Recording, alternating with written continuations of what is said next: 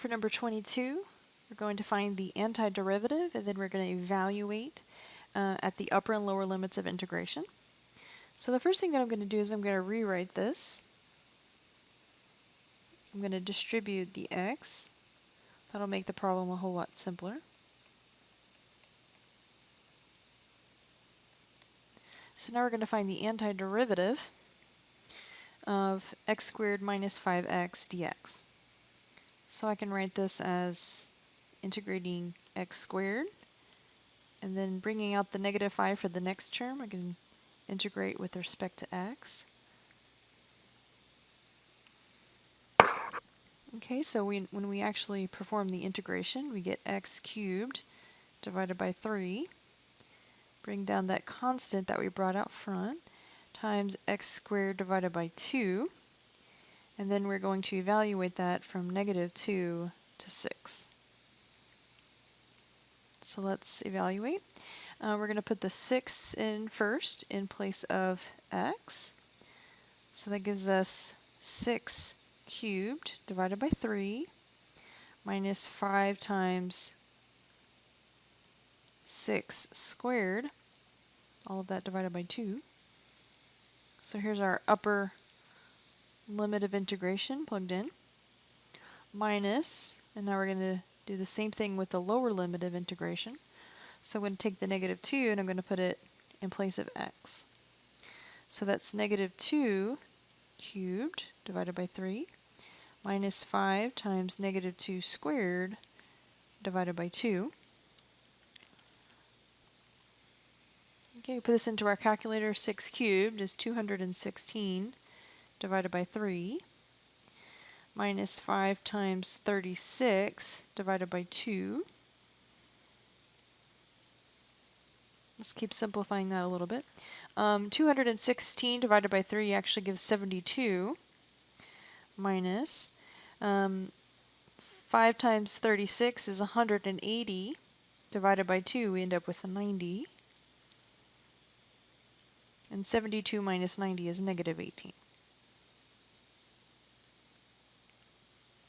All right, now we're going to simplify the lower limit of integration. So negative 2 cubed, we get negative 8 divided by 3. Negative 2 squared is 4. So when we simplify that, we get negative 8 thirds minus, and then that 5 times 4 is 20, divided by 2, that gives us 10. And I'm going to choose to go ahead and distribute.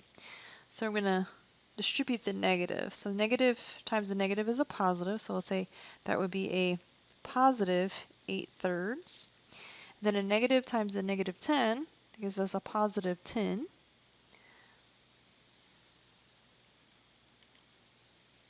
So we end up with negative 18 plus 8 thirds plus 10. I'm going to go ahead and combine the whole numbers, or the integers.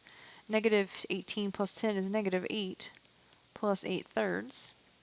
We need a common denominator, which is 3. So we're going to write that as negative 24 divided by 3 plus 8 over 3. And that gives us our final answer of negative 16 over that common denominator of 3.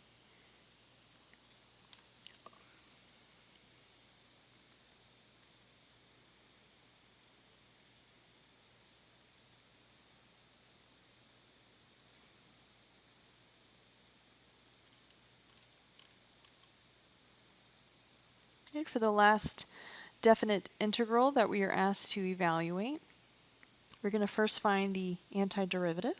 So we're going to integrate each term separately.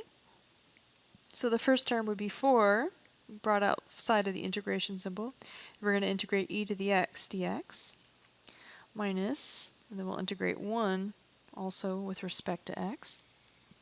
So the antiderivative would be 4 times e to the x minus x.